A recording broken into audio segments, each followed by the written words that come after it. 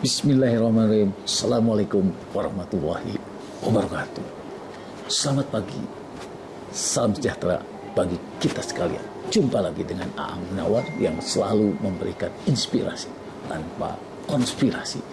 Hari ini saya akan bahas mengenai apa itu neraca pembayaran, balance of payment. Bagaimana arti pentingnya, mengapa kita harus memahami neraca pembayaran suatu negara. Kalau kita lihat, saudara-saudara, yang pertama adalah bahwa neraca pembayaran memberi informasi rinci mengenai permintaan dan penawaran mata uang suatu negara. Ekspor dan impor, mana yang lebih tinggi?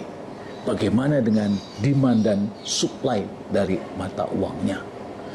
Yang kedua adalah bahwa data neraca pembayaran dapat memberi tanda mengenai potensi suatu negara pada negara lain yang menjadi mitranya di dunia bisnis. Tentu saja berkaitan dengan kapasitas negara mitra untuk mengimpor barang produksi.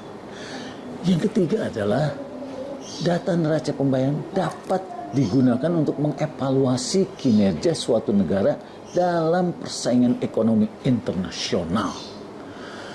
Jika neraca pembayaran defisit terus dalam waktu yang lama, ini bisa berarti bahwa industri dalam negara itu kurang memiliki daya saing internasional. Nah, bagi manajer dan investor, ya, perhatian terhadap neraca pembayaran setidaknya karena alasan, yaitu bahwa neraca pembayaran membantu dalam meramalkan potensi pasar suatu negara, terutama dalam jangka pendek. Nah, suatu negara yang mengalami defisit neraca pembayaran tidak mungkin mengimpor sebanyak bila mengalami surplus neraca pembayarannya. Nah, kemudian bahwa neraca pembayaran merupakan indikator penting adanya tekanan terhadap kurs suatu negara. Oleh karena itu, amat potensial bagi perusahaan yang melakukan kegiatan bisnis atau melakukan investasi di negara tersebut untuk memperoleh keuntungan atau menderita kerugian falas. Dan negara yang mengalami defisit neraca pembayaran secara terus-menerus dapat merupakan petunjuk akan terjadinya kontrol terhadap pergerakan modal seperti pembayaran dividen, fee, dan biaya terhadap perusahaan investor asing pada suatu hari. Nah,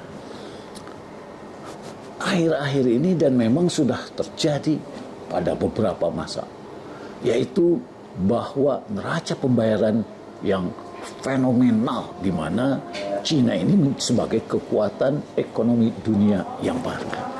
Nah, ada 3 alasan mempelajari neraca pembayaran ini. Yang pertama adalah menyediakan informasi yang mendalam tentang permintaan dan penawaran mata uang suatu negara. Yang kedua adalah data neraca pembayaran suatu negara merupakan sinyal tentang potensinya sebagai partner bisnis bagi dunia. Dan yang ketiga, data neraca pembayaran ini dapat digunakan untuk mengevaluasi kinerja negara dalam persaingan ekonomi internasional. Nah, ada dasar-dasar akuntansi neraca pembayaran.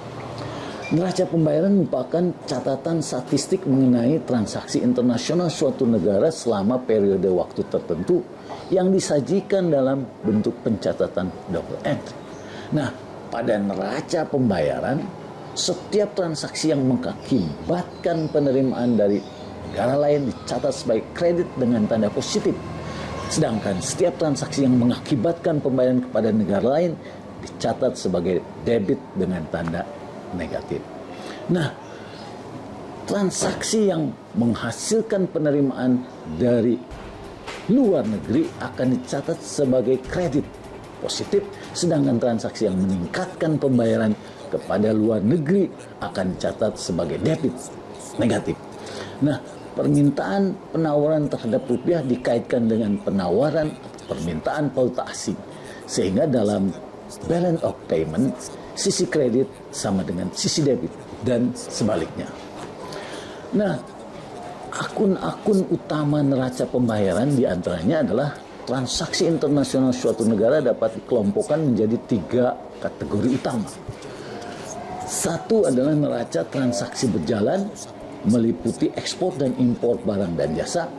Yang kedua adalah neraca modal, meliputi seluruh pembelian dan penjualan aset seperti saham, obligasi, rekening bank, real estate, dan bisnis.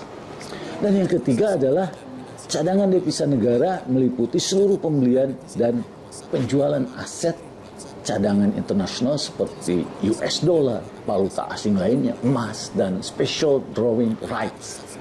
Nah, neraca transaksi berjalan, jadi neraca transaksi berjalan, current account berjalan dibagi menjadi 4 subkategori, yaitu yang pertama dia perdagangan barang, yang kedua perdagangan jasa, yang ketiga pendapatan faktor, yang keempat adalah transfer unilateral. Nah, perdagangan barang diwakili oleh ekspor dan impor yang barang berwujud, sedangkan perdagangan jasa meliputi pembayaran dan penerimaan atau jasa hukum, teknik konsultasi, jasa teknik, royalti, paten, kekayaan internasional, intelektual, premi asuransi, biaya pengiriman, dan pengeluaran wisatawan. Nah, selanjutnya adalah perdagangan jasa, sering disebut sebagai perdagangan tak tampak, invisible trade. Nah, normalnya konsep perdagangan hanya terbatas bahwa harus ada wujud fisiknya. Namun semakin berkembangnya teknologi informasi umat manusia, semakin mudah pula perdagangan yang kadang tak jelas wujud fisiknya untuk dilakukan. Contoh, Amerika Serikat mengimpor jasa medis dari India. Pendapatan faktor terdiri dari pembayaran dan penerimaan bunga, dividen, dan pemasukan lain atas investasi asing yang telah dilakukan. Contohnya, jika Indonesia terus-menerus meminjam, mendapatkan pinjaman dana dari negara lain, investor luar negeri, maka Indonesia harus membayar bunga dan dividen yang semakin besar pada mereka. Akibatnya, defisit neraca pembayaran perdagangan akan semakin besar. Nah, transfer unilateral adalah pembayaran satu arah seperti hadiah, hibah dari pemerintah negara lain atau swasta, bantuan luar negeri, dan ganti rugi. Berbeda dari akun neraca pembayaran lainnya yang harus memiliki lajur penyesuaian, akun transfer unilateral tidak memilikinya. Caranya yaitu negara yang memberi bantuan kepada negara lain dapat dipandang sebagai pengimpor goodwill dari negara lain. Opininya semakin negatif, selisih antara kredit dan debitnya, maka dipandang sebagai hal yang baik dalam konteks bahwa negara tersebut ingin menenangkan hati banyak negara. Nah, saldo neraca transaksi berjalan cenderung sensitif terhadap perubahan kurs, terutama berdampak pada ekspor dan impornya.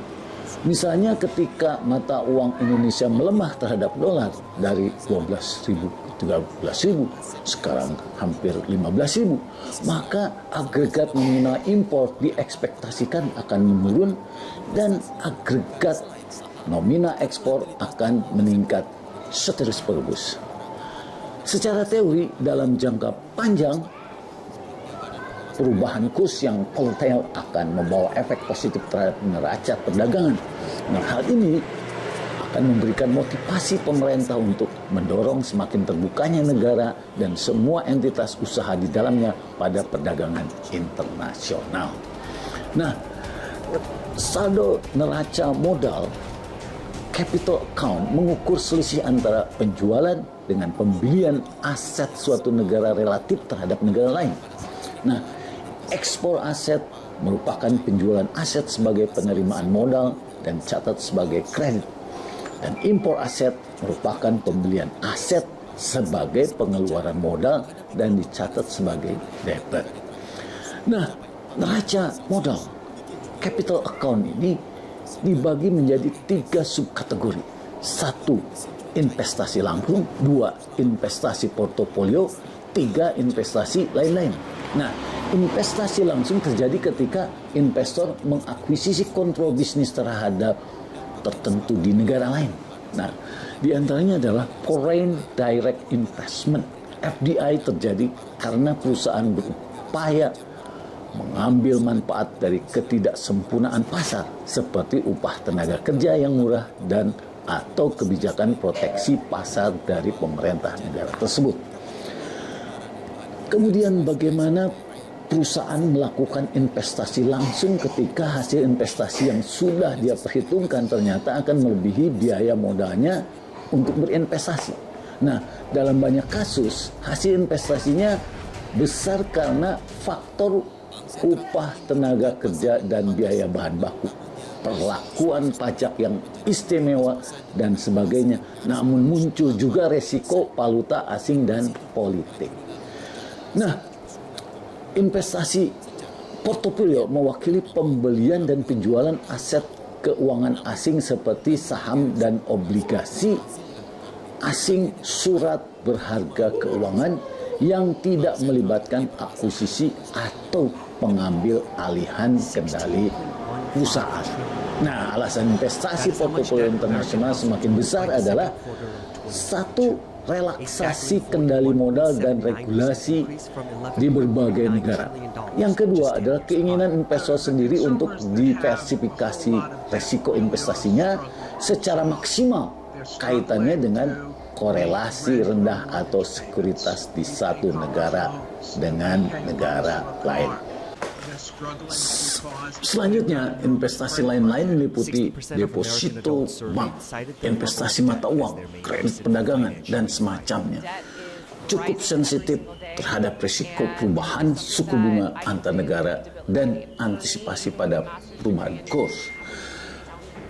Pada contohnya, misalnya Bank Indonesia mengumumkan kenaikan suku bunga depositonya, maka investor lokal maupun asing akan mempertimbangkan untuk memindahkan investasinya kepada deposito bank daripada saham dan obligasi. Lebih baik ambil aset yang imbal hasilnya naik meskipun sinyal risikonya naik. Namun resikonya tetap lebih rendah daripada resiko yang mereka ambil dengan memegang saham atau obligasi. Nah, selisih statistik antara statistik adalah mencerminkan transaksi yang diabaikan dan tidak tercatat. Kemungkinan besar karena sebagian besar transaksi dilakukan secara elektronik. Nah, ketika menghitung neraca pembayaran kumulatif, ini merupakan sesuatu yang meliputi neraca transaksi berjalan, neraca modal, dan selisih statistik. Nah, hal ini kita akan memperoleh saldo keseluruhan atau saldo penyesuaian resmi. Saldo keseluruhan merupakan indikasi kesenjangan neraca pembayaran yang harus diakomodasi oleh transaksi cadangan devisa negara. Nah, apabila negara melakukan pembayaran bersih kepada negara lain akibat defisit neraca pembayaran, negara harus menguras aset cadangan resminya. Nah, sebaliknya, jika terjadi surplus neraca pembayaran, maka negara cenderung akan membayar utang luar negerinya atau menambah aset cadangan resminya. Contohnya adalah emas, valuta asing, special drawing right, atau juga bisa dengan mengajukan pinjaman dari luar negeri. Nah, pada saat kita melihat identitas neraca pembayaran, maka sepanjang akun-akun neraca pembayaran dicatat dengan benar, maka saldo gabungan antara saldo neraca transaksi berjalan, balance current account, ini saldo neraca modal atau balance capital account, dan cadangan devisa negara atau balance reserves account harus nol. Nah, sehingga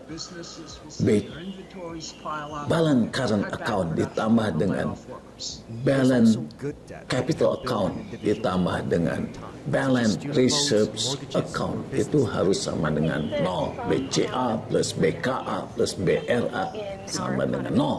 Nah, berdasarkan rejim nilai tukar tetap, saldo gabungan pada neraca transaksi berjalan dan neraca modal akan sama besarnya dengan perubahan cadangan devisa negara, tetapi dengan tanda berlawanan. Sehingga persamaannya adalah BCA plus BKA sama dengan minus BRA. Nah, berdasarkan rejim nilai tukar fleksibel, Bank sentral tiap negara tidak akan mengintervensi pasar valuta asing. Tidak ada alasan untuk memelihara cadangan devisa negara. Nah, sehingga surplus atau defisit neraca transaksi berjalan harus disesuaikan dengan defisit atau surplus neraca modal. Sehingga BCA sama dengan minus BKA. Nah, bagaimana tren neraca pembayaran? Amerika Serikat memiliki defisit neraca transaksi berjalan dan surplus neraca modal yang berkelanjutan sejak tahun 82. Namun tren defisit neraca transaksi berjalan cenderung semakin menurun sejak 2006. Nah, akibat pengaruh Great Recession sehingga Amerika Serikat menjadi negara debitur terbesar di dunia. Nah, Jepang cenderung memiliki rekor surplus neraca transaksi berjalan yang belum dipecahkan sejak 1982. Nah, hal ini dikritik oleh dunia karena kebijakan merkantilismenya yang dengan cara banyak investasi pada saham dan obligasi asing, bisnis asing, real estate asing, objek seni asing, dan sebagainya. Dan merkantilisme bertujuan untuk memastikan kelanjutan rekor surplus neraca perdagangan. Nah, sementara Inggris hampir memiliki tren yang sama dengan Amerika Serikat sejak 1982. Namun, posisi defisit neraca transaksi berjalannya masih lebih rendah daripada Amerika Serikat. Nah, Jerman memiliki tren surplus neraca transaksi berjalan dan defisit neraca modal sejak 1982. Namun mendadak menjadi kondisinya berbalik ketika 1991 terjadi penyatuan Jerman Barat dan Jerman Timur. Output produksi dalam negeri diserap banyak untuk pembangunan kembali Jerman Timur. Namun sejak tahun 2001